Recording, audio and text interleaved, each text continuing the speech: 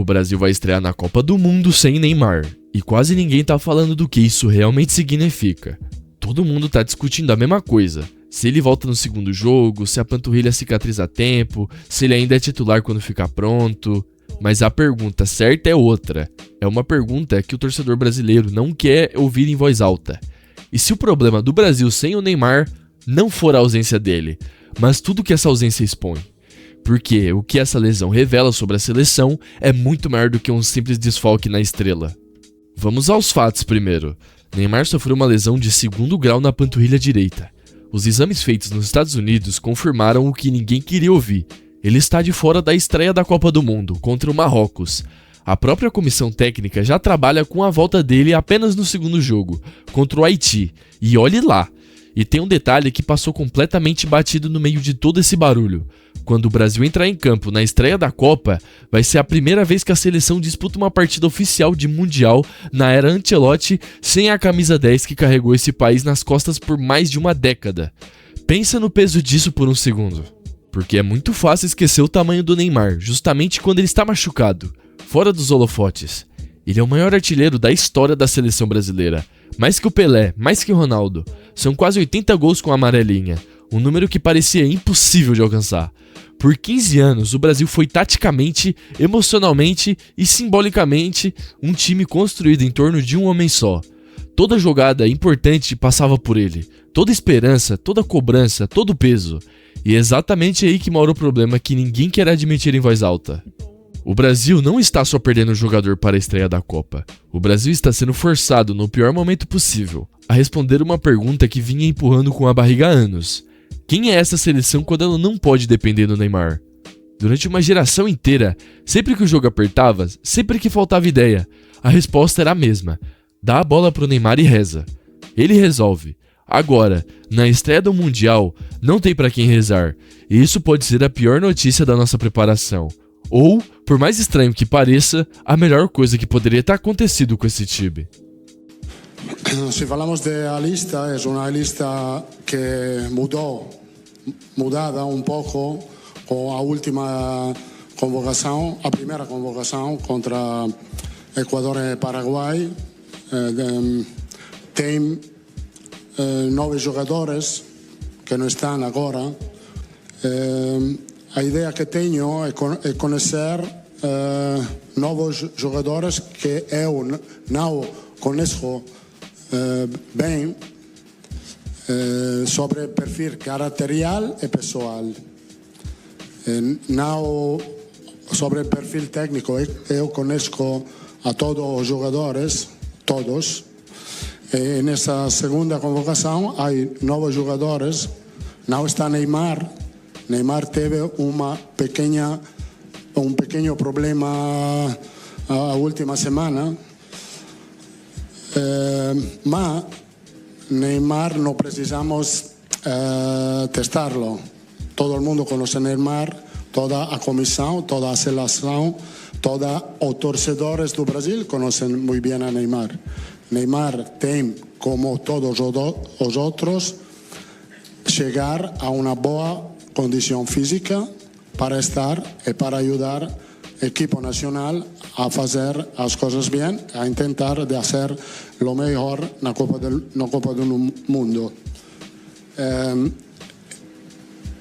Esses 2 jogos são os últimos jogos da qualificação. Então, precisamos fazê-lo bem, terminar bem essa. Repara com atenção no que o Ancelotti vem dizendo nas entrevistas. Ele não entrou em pânico em nenhum momento.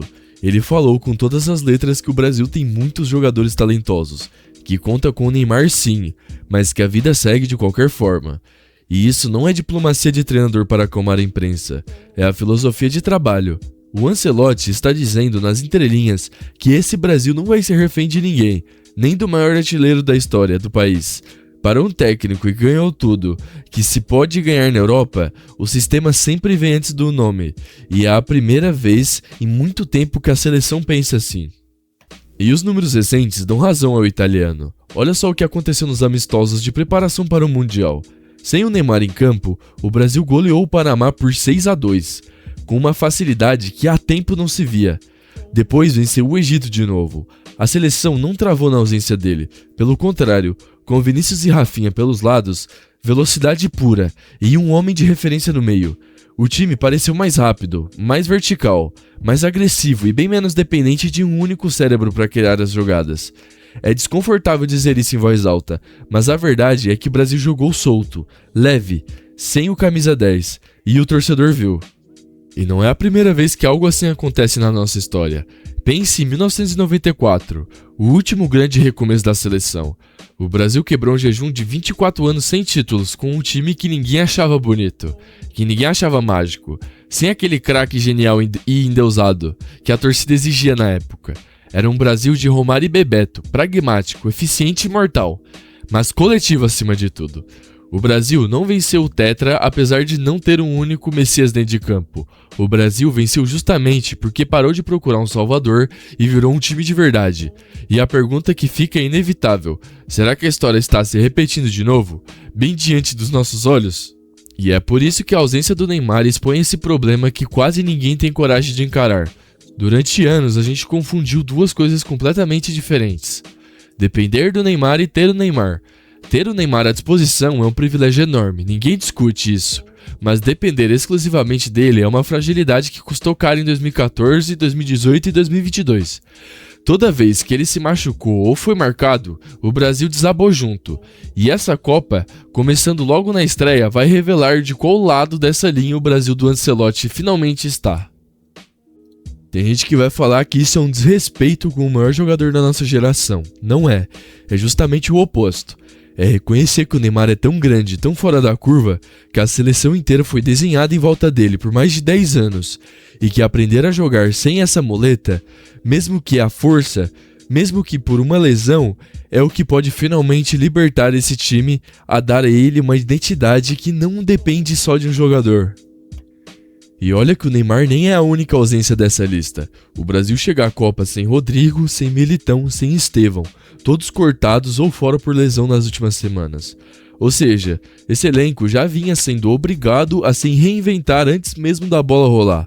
A ausência do Neymar é só mais uma barulhenta de várias, e talvez seja por isso que o Ancelotti parece tão tranquilo. Ele já está montando um Brasil que não aposta tudo em um único jogador, porque a realidade não deixou.